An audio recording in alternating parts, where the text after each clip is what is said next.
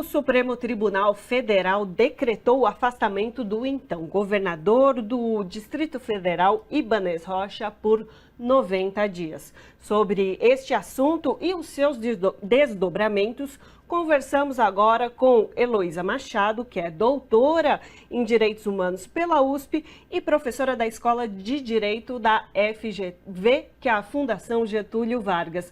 Professora, muito boa noite, um prazer falar com a senhora. É um prazer estar aqui com vocês. Maravilha. Então vamos começar sobre esse assunto, né? Nós tivemos aí no domingo atos que a gente bem acompanhou durante toda a semana, a repercussão. E o fato é que Ibanez, que era então governador, foi afastado pelo STF. Queria que a senhora primeiro fizesse uma avaliação sobre essa ação do STF, que foi prontamente realizada, assim, imediatamente após os atos, né? Série de responsabilidades a serem apuradas em razão dos atos terroristas golpistas que foram cometidos em Brasília no último domingo, 8 de janeiro de 2023. Dentre essas responsabilidades está a responsabilidade criminal. A recente lei de proteção do Estado de Direito e das instituições democráticas dispõe que tentar abolir o Estado de Direito e a democracia com o uso de violência é um crime. E é a partir dessa linha de investigação que o Supremo Tribunal Federal decidiu afastar provisoriamente, cautelarmente, o governador do Distrito Federal, Ibanez Rocha, por haver indícios, desde já, de que ele, de alguma forma, contribuiu para que os eventos tivessem aquele desdobramento no dia 8 de janeiro. Mas há outras responsabilidades também. A responsabilidade civil pelos danos que foram causados, e já um pedido para bloqueio de bens de Ibanez Rocha no Tribunal de Contas da União, e responsabilidades políticas, que podem causar a perda do mandato de governador de Ibanez Rocha.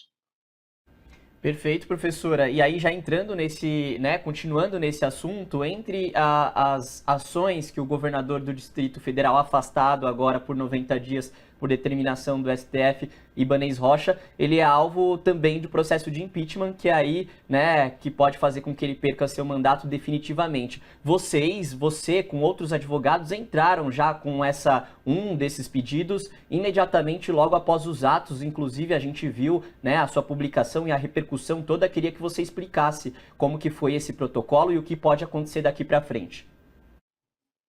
A responsabilização política, não só do governador do Distrito Federal, Ibanez Rocha, mas de quaisquer detentores de mandato eletivo, como deputados, senadores, que também apoiaram o golpe, tem que ser averiguada e aferida. No caso do governador, essa responsabilização política se dá através da apuração da prática de crimes de responsabilidade, quando o detentor do mandato eletivo trai a confiança dos seus representados, trai a confiança da Constituição que ele prometeu cumprir e usa o seu cargo para cometer crimes. Neste caso específico, o governador Ibanez Rocha foi denunciado por um grupo de advogados do Coletivo de Advocacia em Direitos Humanos pela prática eventual de um crime de responsabilidade, que é não adotar as medidas adequadas para preservar a segurança interna do país, porque havia ali a tentativa de golpe. Essa responsabilidade política, ela é apurada pelos deputados distritais, é um processo que será julgado pela Câmara Legislativa do Distrito Federal e que pode acarretar, no final, a cassação do governador Ibanez Rocha e a perda do mandato com inabilitação para cumprir e exercer qualquer função pública pelo período de 8 anos. Agora, professora, o Supremo fez essa votação, mas não foi por unanimidade. André Mendonça e Nunes Marques, que foram indicados por Bolsonaro, foram contra esse afastamento, e inclusive foram contra também a votação que decretou o pedido de prisão de Anderson Torres. Queria ouvir da senhora uma avaliação dessa posição dos ministros que a senhora percebe dessa condição, dessa postura deles?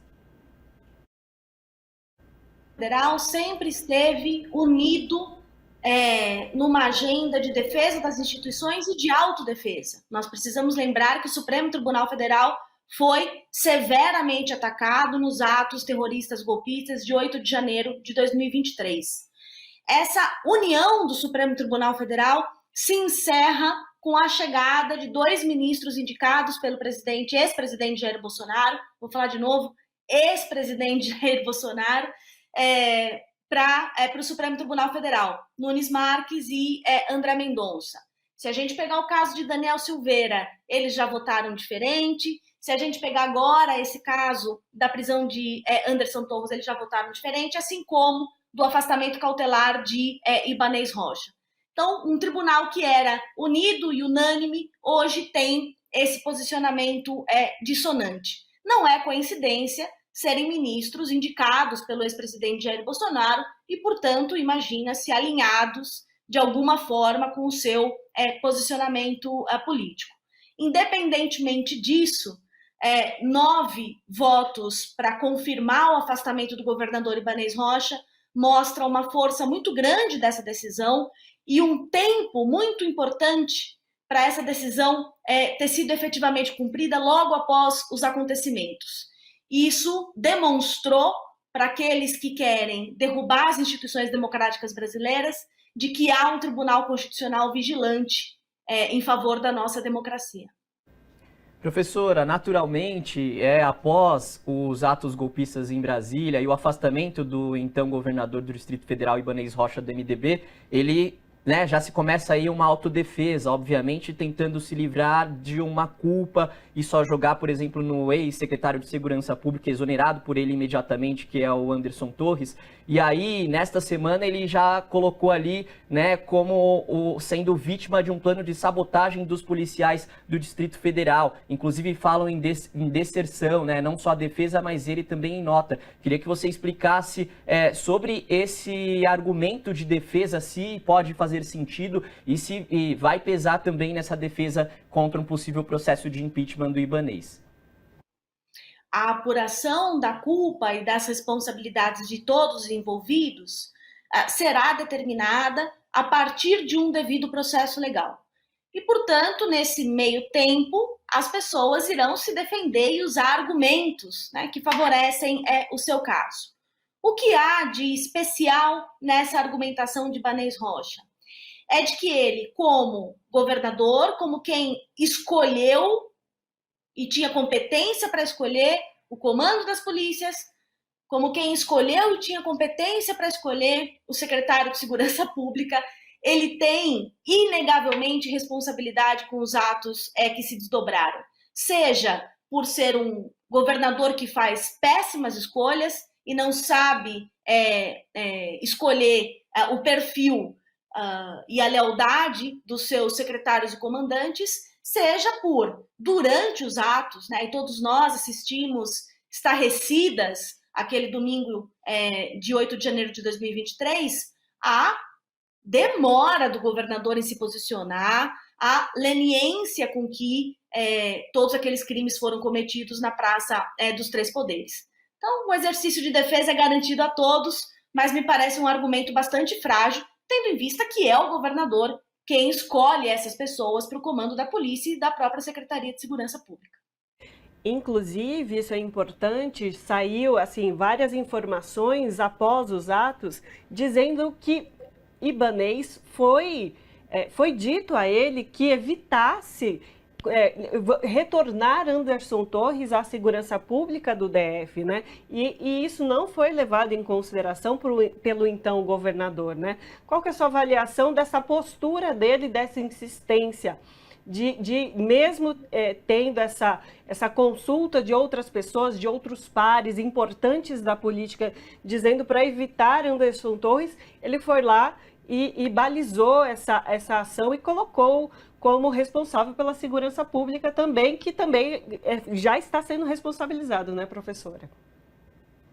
Pois é, e não era novidade para absolutamente ninguém de que estes movimentos tinham um caráter violento e golpista, nas semanas que antecederam o 8 de janeiro de 2023, nós tivemos o encontro de uma bomba implantada num veículo que explodiria perto de um aeroporto, nós tivemos a invasão da sede da Polícia Federal, nós tivemos episódios de violência durante todo o ano passado, nós temos um discurso que é abertamente golpista e que foi endossado pelo então ministro da Justiça, Anderson Torres. Então, não havia nenhuma novidade em relação ao que se planejava, o que se podia acontecer no 8 de janeiro de 2023.